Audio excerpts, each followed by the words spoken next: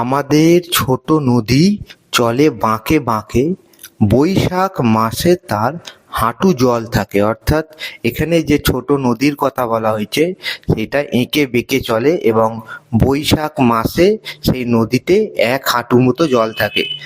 পার হয়ে যায় গরু, পার হয় গাড়ি, দুই ধার উঁচু তার, ঢালু তার পারি। আর সেই সময় সেই নদী কম জল থাকায় অনায়াসেই গরু বা গাড়ি সেই নদী পার হয়ে যায়।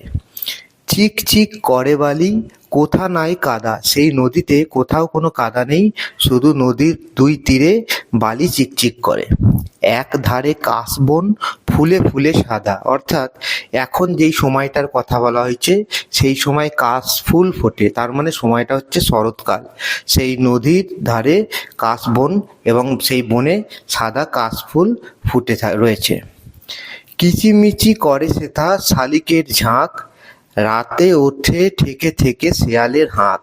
সেখানে সবসময় শালিক পাখির ঝাঁক তারা কিচিমিচি করে।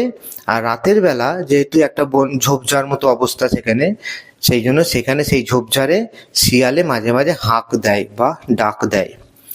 আর পারে আমবন তালবন চলে, গাঁয়ের বামুন পাড়া তারই ছায়াতলে। আর তারই ছায়াতলে আছে গাঁয়ের বামুন পাড়া। তীরে তীরে ছেলে মেয়ে নাহিবার কালে, গামছায় জল ভরি গায়ে তারা ঢালে। অর্থাৎ গ্রামের যত ছোট ছোট ছেলেমেয়েরা আছে তারা যখন নদীর তীরে চান করতে আসে বা স্নান করতে আসে, সেই সময় তারা গামছায় জল ভরে নিয়ে তারা সেই গামছা দিয়ে চান করে।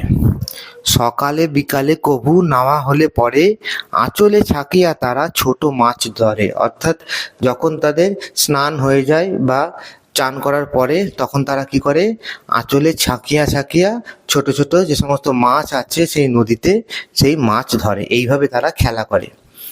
বালি দিয়ে মাঝে থালা, ঘটিগুলি মাঝে, বধূরা কাপড় কেচে যায় গৃহকাজে। অর্থাৎ তারা কি করে, অর্থাৎ গ্রামের বধূরা তারা সেই নদীর ধারে যে বালি আছে সেই বালি দিয়েই থালা ঘটি বা অন্যান্য যে সমস্ত থালা বাসন আছে সেগুলো মাজে, তারপর কাপড় কেচে আবার তারা গৃহকাজে ফিরে যায়।